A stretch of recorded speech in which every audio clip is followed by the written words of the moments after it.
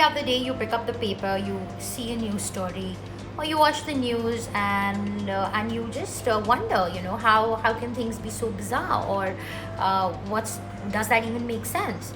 Well, yesterday something like that happened with me when I picked up the paper. It turns out that South Delhi Municipal Corporation has approved a professional tax to be levied on professionals who are working in private firms in South Delhi.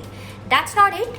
They are also planning to increase the property tax and on commercial properties, and they have levied an additional 1% tax on transfer of property.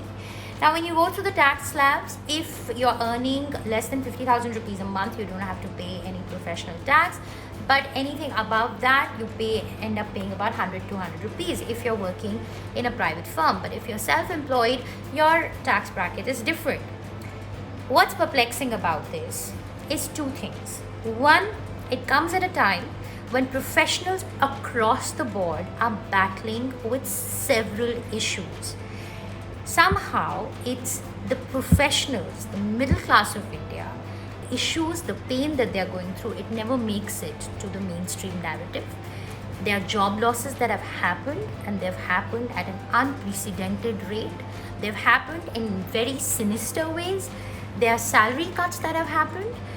Expenses have remained the same. This is the class that's battling financial pressures, that's battling professional pressures. This is the class that has home loans to pay, that has school fees to take care of, that has caregiving responsibilities, the professional class.